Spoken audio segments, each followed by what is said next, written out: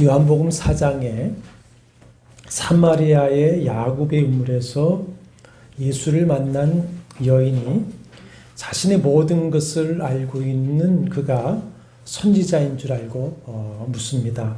우리 조상, 그러니까 북이스라엘의 우리 조상들은 이 사마리아 산당에서 예배하였는데 당신들의 말은, 유대인들의 말은 예배할 곳이 예루살렘에 있다 하더이다. 이 말은 어디서 예배해야 하나님을 진정 만나겠습니까? 그런 질문이겠죠. 이에 대한 예수님의 대답이 뭡니까? 사마리아 산도 말고 예루살렘 산도 말라. 아버지께 영과 진리로 참되게 예배하는 때가 온다. 아버지께서는 자기에게 이렇게 영과 진리로 예배하는 자를 찾으시느니라. 그러므로 어떻게 하라? 어디서든지 하나님은 영이시니 예배하는 자가 영과 진리로 예배할지니라 말씀하셨습니다. 영과 진리로 예배하는 자를 하나님이 찾으신다 하셨습니다. 영과 진리로 이렇게 번역을 했는데 이 말은 영으로 말미암아 진리로 말미암아 또는 영 안에서 진리 안에서 이렇게 번역할 수가 있습니다. 진리로라고 하는 것은 진리이신 우리 주 예수 그리스도로 말미암아 진리이신 예수 그리스도 안에서 또는 계시된 말씀의 진리 안에서 예배해야 한다는 것이고요. 영으로 예배하라 하는데 이것도 두 가지 의미로 해석할 수 있습니다. 하나는 성령으로 성령 안에서 예배하라. 예수 그리스도의 영이신 성령을 따라 예배해야 한다는 것입니다. 어떤 신령한 현상을 따라 예배하는 것이 아니라 성령이 인도하시는 진리를 따라 예수 그리스도 안에서 말씀을 따라 예배해야 한다는 뜻이 됩니다. 또 하나는 이 영으로란 말에 정관사가 없기 때문에 이렇게 해석을 하기도 합니다. 하나님은 영이시기 때문에 영으로, 즉 인간도의 영으로 예배해야 한다. 이렇게 해석이 가능합니다. 육신적 예배가 아니라 영의 예배를 드려야 한다는 것인데 이것은 어떤 무슨 신령한 어떤 현상들을 얘기하는 것이 아니라 너희가 형식이나 외식적인 예배가 아니라 너희의 영이 뭡니까? 전인격적인 예배를 드려야 한다는 것입니다. 우리가 중보자이신 그리스도의 십자가의 대속의 공로를 의지하여 성령을 따라 진리의 말씀 안에서 전인격으로 마음을 다하고 뜻을 다하고 힘을 다하고 목숨을 다하여 영으로 예배할 때에 하나님께서는 그 예배를 기뻐하시고 하나님의 은혜와 부흥을 주시는 것을 믿으시기 바랍니다. 그러므로 이 시간 영으로 깨어서 전심을 다해 마음을 다하고 힘을 다하고 뜻을 다하고 목숨을 다하여 전인격적인 예배를 드리시기를 바랍니다. 그러면 하나님의 영광을 보게 될 것이고 우리 마음에 하나님 나라의 참된 부흥이 있게 될 줄로 믿습니다. 제가 오늘 강론의 서론에 이 영과 진리로 예배할 것을 말한 본 목적이 있습니다.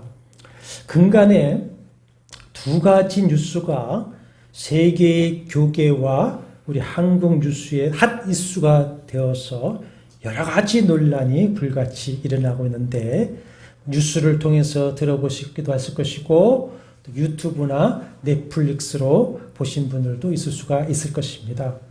한 가지는 이겁니다. 미국 켄터키주 월못이라고 하는 6,000명의 작은 도시에 있는 에즈베리 대학에서 2주간 있었던 소위 에즈베리 부흥입니다. 이 소위 에즈베리 부흥 운동이 일어났다는 뉴스가 교계에 퍼지고 유튜브와 같은 SNS를 통해 전 세계에 알려지고 뉴스가 되고 있습니다. CNN이나 미국 뉴스들도 이것을 이슈로 다뤘습니다. 저도 부흥을 갈망하는 한 목사로서 이 땅에 성령께서 부흥의 은혜를 다시 주실 것인가 하는 기대, 동시에 현재 세계 교회, 특히 날로 진리로부터 멀어져 가고 있는 미국에서 일어나는 건전하지 못한 그 비성경적 부운동을 경계하고 있는 목사로서 주목을 하게 되었습니다.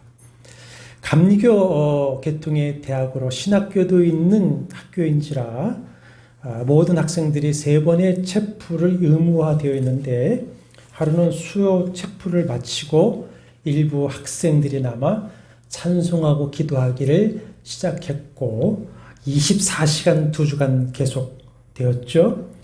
그것을 학교 교수가 SNS에 올리면서 미국뿐 아니라 여러 나라에서 수만 명이 그 집회에 다녀갔습니다. 지금은 종료를 했습니다. 처음 소식을 들을 때에 젊은 학생들이 자발적으로 하나님과 부흥을 사모하며 찬양하고 기도했다고 해서 저도 반가워했습니다. 이런 부흥이 다시 일어나는 것인가, 젊은이들 세계에서. 그러나 말씀드렸듯이 오늘날 한국 교회를 비롯해서 세계 교회에, 특히 미국에서 시작되는 건강하지 않는 영성 운동이 한국 교회와 세계 운동에 악영향을 미치고 있기 때문에 관찰이 필요하다, 이렇게 생각을 했습니다. 요한에서 4장 1절에 사랑하는 자들아 영을 다 믿지 말고 오직 영들이 하나님께 속하였나 분별하라. 많은 거짓 선지자가 세상에 나왔습니다. 했습니다. 항상 어떤 일들이 있다면 뭐 하라는 겁니까? 분별을 하라. 무엇으로 분별하라? 말씀으로 분별하라. 말씀으로. 이것이 참된 진리인가, 성령의 역사이신가를 계시의 말씀인 이 성경과 또 그 열매로 우리는 분별을 해야 합니다. 그래서 저도 시간을 두고 그 열매를 한번 보자, 이렇게 하는 마음으로 계속 여러 기사를 읽고 인터뷰를 보고 유튜브를 통해서 전해지는 그 집회 현장을 지켜보게 되었습니다. 그런데 미국 교계도 그렇고 재미 한국교회 일부 유명 스타 목사들마저도 그것을 방문해서 막 유튜브를 통해서 선전하고, 또 유튜버들이 앞을 다투어서 그것을 다루면서 이것을 좀 빠르게 평가하고 교인들에게 설명해 줘야 되겠다라고 하는 긴박감을 느끼게 되었습니다. 에즈베리 대학에서 있었던 집회에 대해서 종교 계획자의 신앙인 우리 개혁주의 신학의 입장에서 봤을 때에 몇 가지 문제점을 발견하게 되었습니다. 먼저 부흥이 뭔가 다시 정립해야 되겠죠. 지난 주일 무화과 나무 아래에서의 부흥이라는 제목으로 요한 1장의 나다니엘의 이야기를 했을 때의 말씀과 같이 진정한 부흥은 뭐라고 했습니까? 자기의 죄를 깨달아 회개하고 주님께 돌아와서 주님을 만나는 것. 그래서 주님과의 관계를 회복하고 거룩하고 진실한 신앙을 회복하는 것. 이 개인 신앙의 부흥이 것이고, 나아가서 자기를 부인하고 소금과 빛이 되어서 하나님의 영광이 높아지고 하나님 나라가 확장되어지는 것. 이것이 부흥이죠. 제가 늘 말하는 구호대로 예수 믿기, 예수 닮기, 예수 살기가입니다. 그것은 어떻게 이룰 수 있느냐? 하나님의 말씀으로 감동하시고 역사하시는 성령께 순복할 때 일어납니다. 그런데 에즈베리 대학 집회의 문제점은 몇 가지가 있습니다. 첫째는 찬송하고 기도하며 간증을 하는 그런 현상이 있지만은 분명한 객관적인 말씀의 역사가 없다라고 하는 것이고, 둘째는 거기에서의 진정한 회개와 변화의 열매가 보이지 않더라는 것입니다. 여러분, 열정적인 찬송, 기도는 어느 종교, 어느 집회에서도 있을 수가 있습니다. 그것이 하나의 부흥의 한 모습일 수도 있지만은 우리가 열정적인 노래를 통한 엑스타시적 감정 고조가 성령의 은혜와 부흥일 수는 없습니다.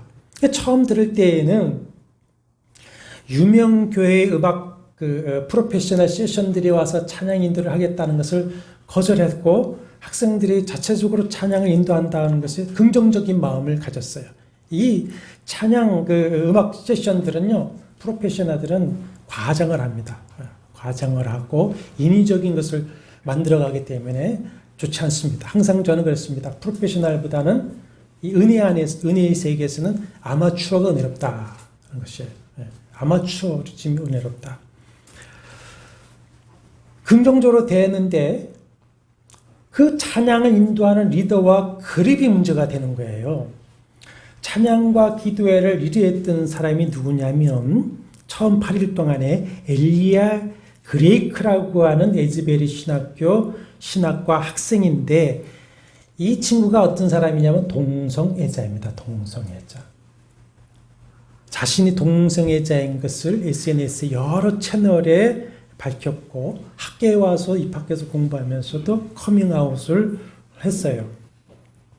그리고 자신과 여러 성소수자들, 동성애자, 양성애자, 성전환 자들이 8일 동안 찬양과 부흥회를 이끌었다. 이렇게 말을 했어요.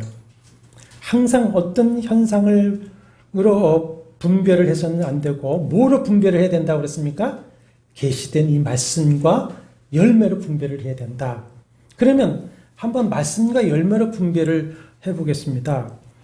그 집회가 영과 진리로 예배하고 그래서 진실로 진리의 성령이 임하시고 역사하신 부흥이라고 한다면 그들이 성경 말씀이 분명히 죄라고 정죄하는 자신들의 그런 성적 죄를 어떻게 됩니까? 회개하고 변화가 있어야 됐죠. 그러나 전혀 회개의 열매가 없었고 오히려 그들은 자신들과 같은 성적 취향자에게도 성령이 임했고 자신들을 통해서 하나님이 부흥이 일어나고 왔다는 그런 가면적인 모습을 합리화하고 선전을 하고 있었다라고 하는 것입니다. 그러면 그런 동성애자들이 찬양하고 기도를 인도하는 그 집회에 진실로 진리의 성령께서 임재하셔서 부흥을 주셨다고 말할 수 있겠습니까? 그런 성령님은 절대 아닙니다. 그것을 죄라고 말씀하시고 회개를 계시하신 그 성령 하나님께서 그 죄를 회개하지 않는 그들에게 임재하시고 그들을 부흥의 도구로 사용하실 수가 없습니다. 그것은 성경이 말씀하시는 성령이 아닙니다. 그곳의 현상이 진정한 부흥이라면 그들은 반드시 그 죄를 회개하고 변화의 열매를 보였어야 하는 것이죠. 셋째는 신사도 운동자들의 집회나 신비주의자들의 집회만큼 그런 성령을 가장한 거짓 현상들이 크게 나타나지는 않았지만 거듭할수록 신비주의, 은사주의, 열광주의 현상이 나타나기 시작을 했습니다. 서로를 위해서 기도해 주는 거 얼마나 귀하고 아름답습니까? 그 미국 사람들은 그런 걸 잘하지 않습니까? 서로 부둥켜 기도해 주고 얼마나 보기 아름답고 귀합니까? 그런데 거기서 서로를 붙들고 예언을 해주고요. 강단에 나와서 말하는 사람이 직통계시로 말하는 자들이 계속 되었습니다. 객관적인 계시된 이 진리의 말씀을 선포하는 것은 보이지 않고 자기가 계시받았고 하나님 말씀하셨고 성령이 말씀하신다는 주관적 예언만이 나타나고 있어요. 한 예로 어떤 젊은 청년이 강단에 나와서 주님이 가라가시에서 왔다.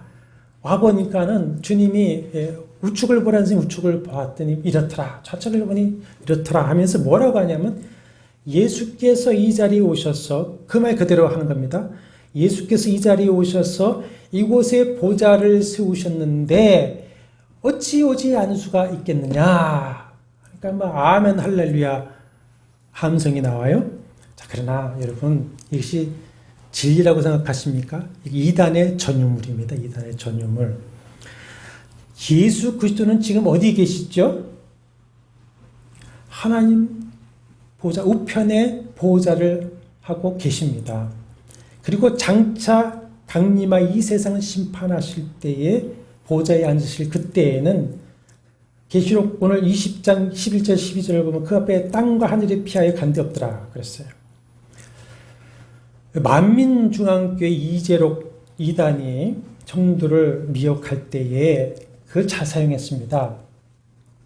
자신이 있는 그 교회에 아버지 하나님이 임재 보좌를 하고 내려가 계시다.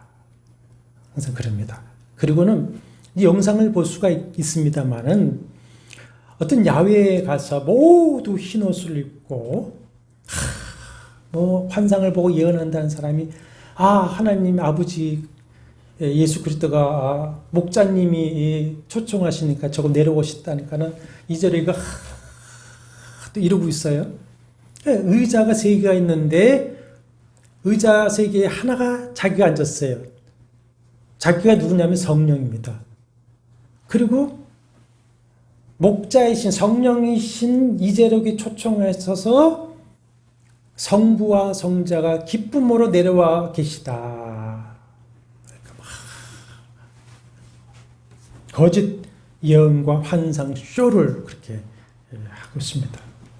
여러분, 성부 하나님, 성자 하나님은 성령 하나님으로서 우리 모든 믿는 자의 마음에 왕으로 좌정하십니다.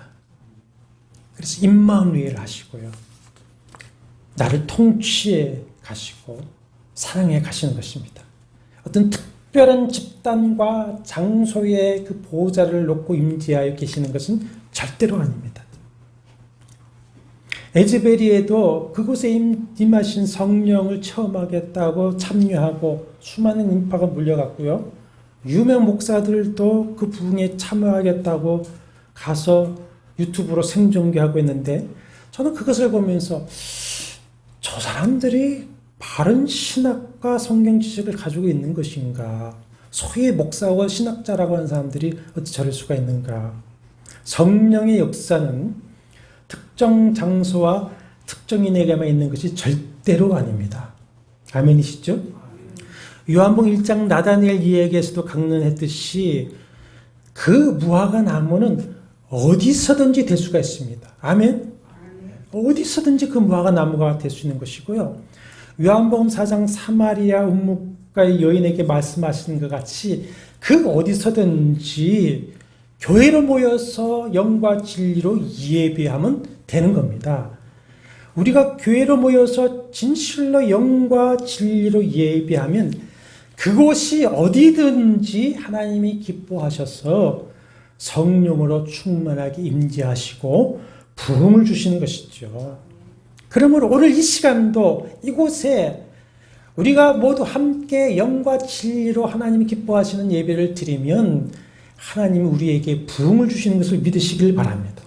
중요한 것은 우리 모두가 함께 한 마음으로 영과 진리의 예배, 마음을 다하고 목숨을 다해서 예배 드리는 예배를 드리느냐 이거예요. 그게 이 문제겠죠. 에즈베리의 넷째 문제는 일상을 떠났다는 것입니다. 여러분, 오래 찬송하고 기도하는 것, 부흥이 일어날 때에 일어나는 현상이지만 반드시 오래 찬송하고 기도하며 예배하는 것이 반드시 참된 부흥이라고 볼 수는 없습니다. 물론 성경에도 주님을 비롯해서 주의 종들이 주님과 특별한 만남을 위해서 광야로 나갔었습니다. 그러나 성경의 가르침은 어떻습니까? 예배하고 그 다음에는 어떻게 하라? 학생은 학교로, 가정으로, 일상의 삶의 자리로 돌아가라 이거예요. 거기서 하나님과 동행하며 소금과 빛이 되어 하나님의 영광을 나타내라 이거예요. 마치 에녹이 300년 동안 하나님과 동행했다고 했을 때에도 그 말씀에 보면은 뭘 했습니까? 가정의 가장으로서 자녀를 낳으면서 살면서 그곳에서 하나님의 말씀을 전하는 삶을 살았던 것하고 똑같았습니다. 주일 예배, 수요 예배, 기도에 참여해서 은혜 받고 영적 힘을 얻어서 돌아가야 됩니다. 어디로요? 학교로, 가정으로, 삶의 현장으로 돌아가서 그곳에 하나님 나라를 세우라는 것이죠. 거기서 소금이 되고 빛이 되어야지 교회에서만 사는 것은 성경적인 바른 건강한 신앙생활이 아닙니다. 교회에서 하루 종일 막 묶어두고 하는 거 바르지 않습니다. 교회 일만 하라고 하는 거 바르지 않습니다. 다섯째, 유튜버들이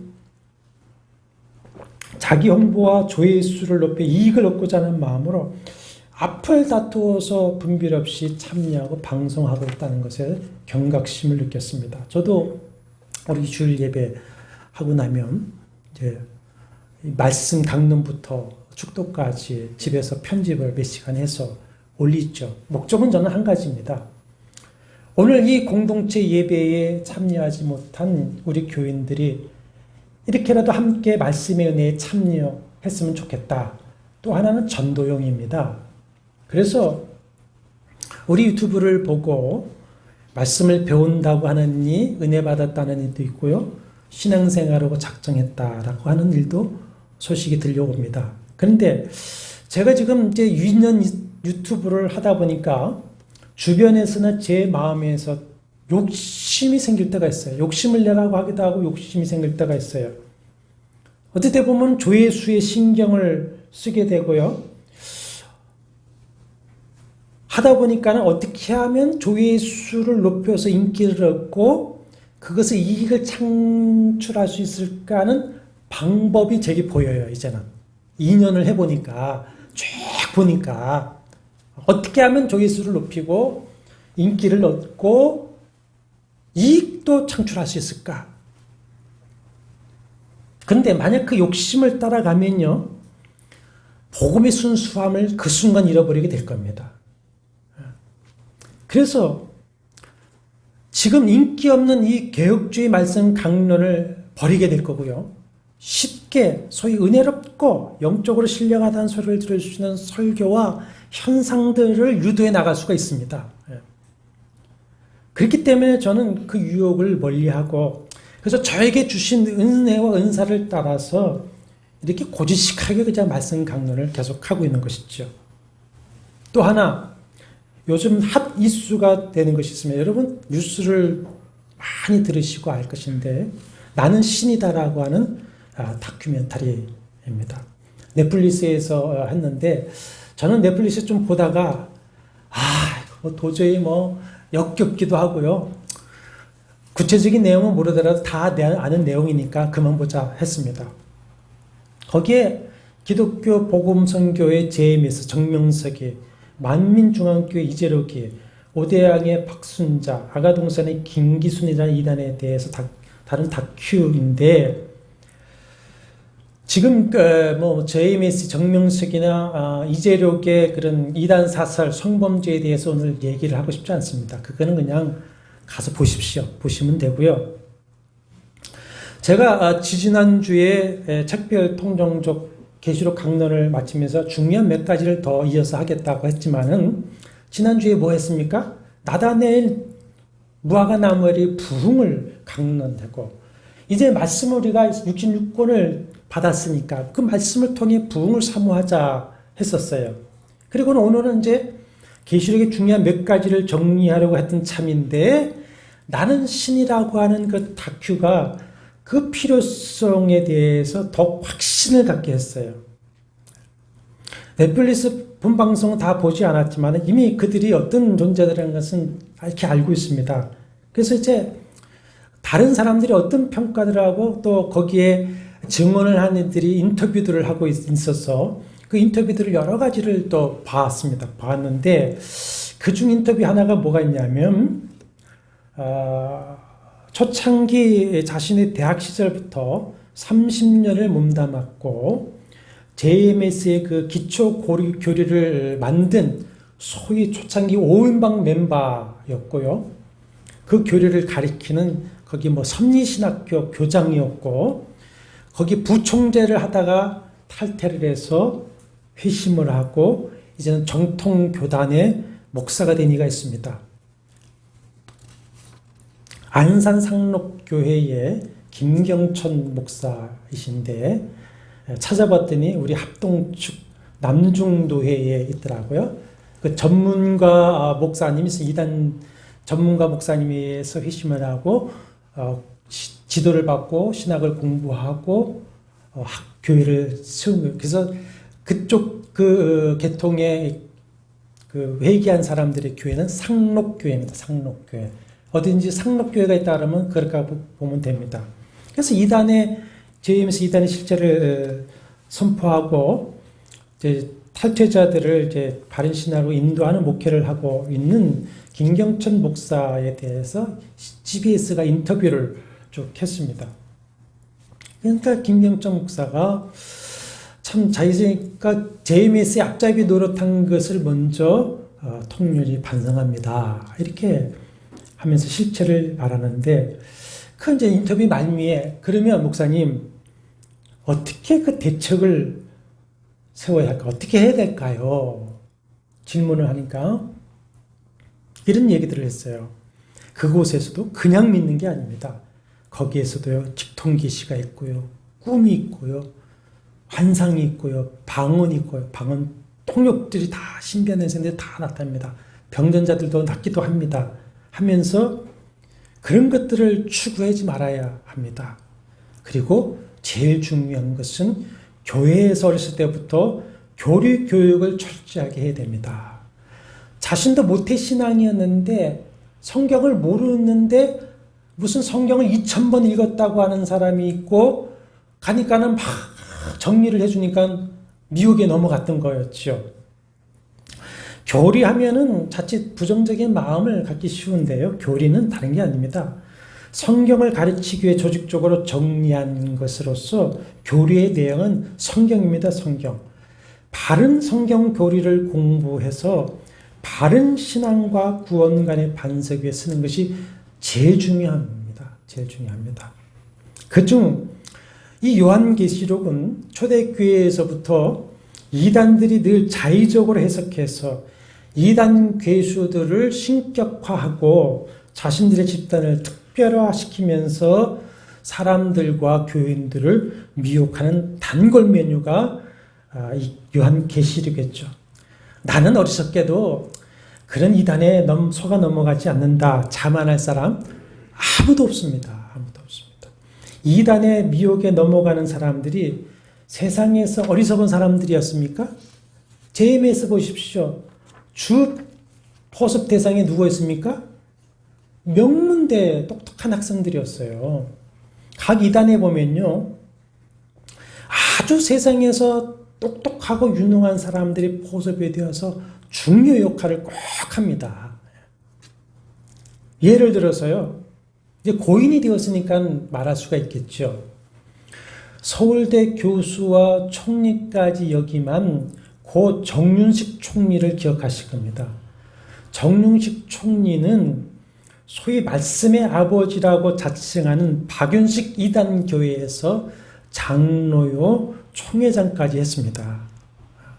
그렇게 석학이요 총리까지 하신 분이 그렇게 했습니다. 목사들 중에도 이단에 넘어가는 일이 참 많습니다. 이단이 아니더라도 비성경적이고 건전하지 않는 신비주의나 은사주의에 빠져있는 목사가 다수입니다. 오늘 한국 교회에 아주 그 흐름이 그렇게 돼버렸어요. 이렇게 말세인 우리가 사는 이 종말 시대는 정말 참과 거짓이 아주 교묘하게 혼재되어 있어서 바른 말씀에 대한 지식, 분별의 지혜가 없으면 누구라도 거짓 선지자의 미혹에 다 넘어갈 수밖에 없는 겁니다. 여러분 계시록 13장 11절을 한번 보시면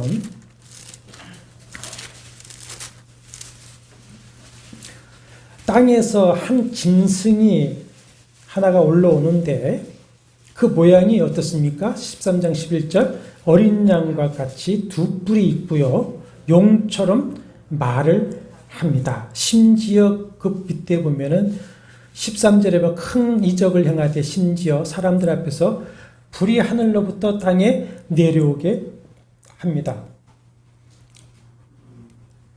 어린 양같이 두 뿔이 있어요. 누구를 지금 모방하는 겁니까? 어린 양 대신 예수님. 그런데 뭐 더합니까? 용처럼 권세 있는 말도 해요. 지혜 있고 권세 있는 말도 해요. 그리고 하늘에서 불을 내린다고 그랬어요. 누가 생각납니까? 엘리야. 갈멜산에서 누가 참 하나님이신지 불응답 받자 했을 때 불응답을 받았는데 이자가 뭐 합니까? 하늘에서 불을 내려요. 용처럼 에덴 동산에서 아담과 하와를 유혹했던 그 용처럼 말을 하는 거예요. 유혹을 하는 거예요. 그래서 성도들을 미혹해서 우상을 섬기게 하고 있어요. 그러므로 지금부터라도 바른 교리 말씀을 배워서 여러분의 믿음을 진리의 반석 위에 세우는데 힘쓰시기를 바랍니다. 우리가 예배 전에 5분 공부를 하는데 가랑비에 옷 젖는 줄 모른다고 하듯이 5분 공부가 쌓여서요. 우리의 신앙을 바르게 세울 수 있습니다. 여러분. 우리가 그 많은 이단들을 다 알 수 없지만 이 바른 교리의 말씀으로 무장하고 있으면 그 어떤 이단 사설도 어떻게 할 수 있습니까? 다 분별하고 물리칠 수가 있습니다. 그런 의미에서 이단들이 단골 메뉴로 악용하는 계시록의 중요한 말씀을 바르게 이해하는 것이 매우 중요한데 마음 같았으면 그냥 계시록 1장부터 마지막까지 강의를 하고 싶습니다. 한 20년 전에 새벽 기도를 하면서 처음부터 끝까지 강의를 한 적이 있는데 안타깝게도 중국에 가서 그 자료를 바이러스 먹어서 다 날려버렸습니다. 하려면 새로 해야 되는데 자 오늘은 그래서 개론적으로 계시록을 이해하는 관점에 대해서 좀 정리를 하려고 합니다. 요한계시록은 예언서 있죠. 특히 묵시입니다. 묵시 문학의 형식을 가지고 아주 고도의 상징성을 가지고 있고 난해하고 복잡성을 가지고 있기 때문에 사실 이해하는 것이 결코 쉬운 책이 아닙니다. 그래서 우리가 지금 기독교 강요를 공부를 시작했는데 종교교의 신앙을 정립한 칼빈이 기독교 강요 불실출의 신학서적입니다. 그의 많은 설교문, 논문을 남기고 성경 전체를 다 주석을 했어요. 그런데 유일하게 주석하지 않은 책이 뭐냐면 계시록만 안 했어요. 계시록. 이 계시록은요. 자칫 잘못 해석을 하고 가르치면 오늘 우리가 본문 읽은 대로 22장 18절 19절에서 말씀하는 것 같이 더하고 뺄 수가 있어서 하나님의 재앙을 받을 수가 있겠고 목회자들이 잘못 이 강의를 하다 보면 이단 사설에 휘말릴 수도 있기 때문에 참 부담스러워합니다. 그러나 주님께서 사도 요한에게 성령으로 이 계시를 주실 때에 그 소련에 뭐랬습니까? 1장 3절에 이 예언의 말씀은 어떤 말씀입니까? 요한계시록의 말씀을 읽는 자와 듣는 자와 그 가운데 기록한 것을 지키는 자가 뭐가 있다? 복이 있다. 때가 가까움이라. 그리고 마지막 22장 10절에서도 사도 요한에게 계시의 말씀을 전해준 한 천사가 말하기를 이 두루마리 예언의 말씀을 임봉하지 말라. 닫지 말라 이거예요. 왜? 때가 가깝다. 닫지 말라는 건 뭐 하는 겁니까? 읽고 듣고 깨달아라 이거죠. 그러니까 이 계시록의 말씀이 이해하기 결코 쉬운 말씀은 아니지만 닫힌 책은 아니다. 읽고 듣고 지키도록 주신 말씀이다. 그러므로 이 계시록의 말씀을 누가 주셨습니까? 성령 하나님이 주셨어요. 그렇기 때문에 우리는 항상 말씀을 대할 때마다 뭘 구해야 되냐면 진리의 성령께서 오셔서 우리를 말씀을 조명하여 주시기를 진리와 지혜로 인도하시고 조명하여 주실 것을 구하고 그래서 저도 항상 먼저 기도합니다. 성령님 가르쳐 주세요. 조명해 주세요. 설교 준비할 때도요. 저는 일주일 내내 공부하다가 버릇이 그렇게 됐습니다. 토요일 5시부터 주일 새벽 3시까지 정리를 합니다. 다시 정리하기 전에 기도합니다. 성령님 공부를 했습니다. 이제 내일 당신의 양떼들에게 전할 말씀을 이제부터는 저에게 주세요. 그리고 정리를 합니다. 자, 성령의 조명하심을 구하고 이 말씀을 읽고 또 읽고 공부하다 보면 열린 말씀이 됩니다. 그래서 열린 말씀이 되어서 지난주에 말씀드린 대로 이 계시의 말씀에서 뭘 보냐면은 우리 주 예수 그리스도께서 지금 하늘에서 역사를 주관 통치하고 계시면서 교회와 성도들과 함께 하시고 교회와 성도를 위해서 싸우셔서 결국에는 세상을 심판하시고 우리에게 최후 승리를 주신다라고 하는 무한한 위로의 마음, 가슴 벅찬 소망, 용기를 얻게 되는 거예요. 그래서 그 확신을 가지고 현재의 모든 고난을 극복하며 믿음을 지키고 사탄과 모든 악의 세력들과 영적 싸움에서 내가 이기겠다고 하는 결의를 가질 수가 있는 겁니다. 저희도 마찬가지. 아까 20년 전에 했었는데 그때 매일매일 밤 12시까지 이 말씀을 공부하고 기록하면서요. 가슴이 얼마나 벅찼는지 몰라요. 뜨거웠어요. 그냥 뜨거웠어요. 담대했어요. 담대. 왜? 주님이 함께 계시고 뭐가 있기 때문에? 천국이 있기 때문에. 자, 그러면 요한계시록의 말씀을 어떻게 해석하고 이해해야 되는가? 첫째는요. 이 요한계시록은 전형적인 묵시문학적인 상징주의를 사용하겠습니다. 숫자나 여러 가지 명칭이나 사건, 현상들을 문자 그대로 봐서는 안 돼요. 다음 시간에 이제 설명하겠습니다만 여기 숫자들이 12지파라든지 7재앙이라든지 14만 4천이라든지 666이라든지 천년왕국. 여러분 천년왕국은 성경에 없는 말입니다. 천년 동안 천년이 찬다. 천년 동안 왕노릇 한다고 했지 천년왕국은 없습니다. 그 숫자를 그대로 연수를 해석하고 이해를 잘못했기 때문에 수많은 종말론적인 이단들이 양산이 되는 거예요. 그러면 사도 요한이 계시록을 기록할 때 엄밀히 말하면 성령께서 이 계시록의 말씀을 주실 때 왜 모두가 쉽게 알고 이해할 수 있도록 하지 않으시고 상징적인 그 언어로 숫자로 계시를 하셨는가 질문할 수가 있죠. 예를 들어서 요한계시록에 8번 바벨론이라고 하는 것이 나옵니다. 바벨론. 그리고 그 바벨론의 죄악과 하나님의 심판으로 인한 멸망을 8번 예언을 합니다. 그러면 이 요한계시록이 기록될 때가 언제죠? 주후 95년경입니다. 95년, 96년경에 바벨론이라는 제국이 있습니까? 없습니까? 없죠. 주전 586년 남유다를 패망시켰던 대제국 바벨론은 주전 이미 539년에 바사, 페르사의 고레스에서 패망하고 없어졌습니다. 근데 왜 계시록에 바벨론을 말하느냐? 자, 이건 1차적으로 로마를 상징합니다. 로마 제국. 계시록의 말씀을 사도가 언제 어디서 받아 기록했죠? 사도가 밤메솜의 유배당에 있으면서 그곳에서 기록해서 육지에 있는 아시아 교회에 보낸 편지 글이에요. 그러면 그 유배당한 그 섬에는 사도를 감시하는 누가 있겠습니까? 군인이 반드시 있습니다. 로마 군인이 있고요. 그가 편지를 육지에 보낼 때에는 반드시 그 내용이 어떻게 되겠습니까?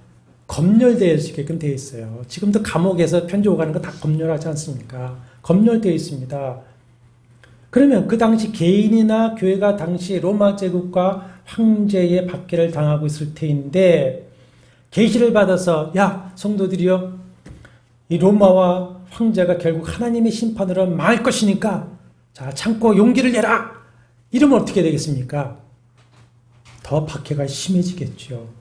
그래서 로마를 바벨론으로 상징했고 황제의 이름을 666이라고 하는 상징적인 숫자로 얘기를 한 것입니다.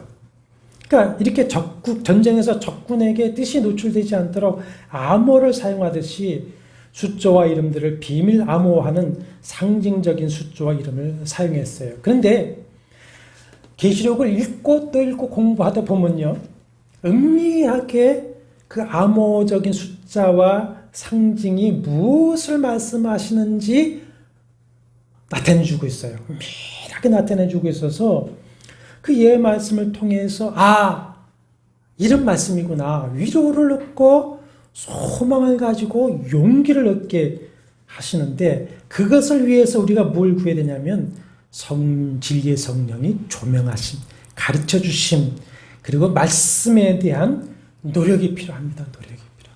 엉덩이가 아파야 됩니다. 엉덩이가. 그러면 됩니다. 둘째로 계시록을 해석함에 있어서 먼저 정리해야 할 다양한 해석적 관점이 있는데, 이것은 다음 시간에 말씀을 드려야 될 것 같습니다. 사랑하는 여러분, 아무쪼록 진리와 영이 혼탁한 이 시대에 바른 말씀의 지혜로 반석에 서시기를 바랍니다. 그래서 모든 유혹과 도전을 오롯이 물리치고 승리하셔서 하나님이 우리에게 주신 그 구원의 영광과 풍성함을 누리시길 바랍니다.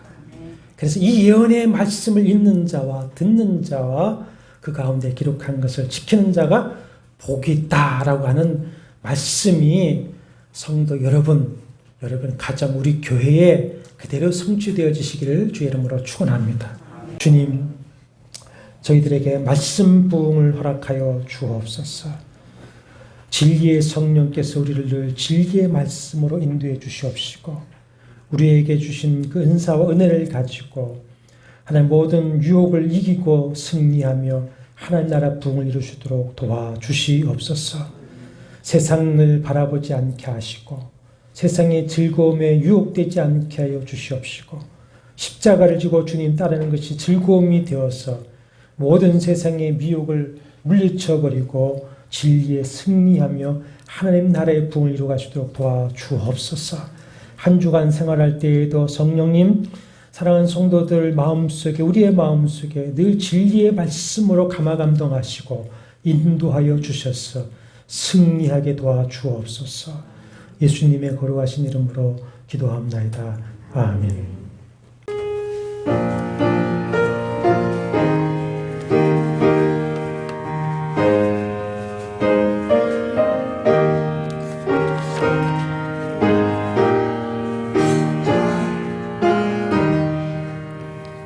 주 믿는 사람 일어나 다 힘을 아파요.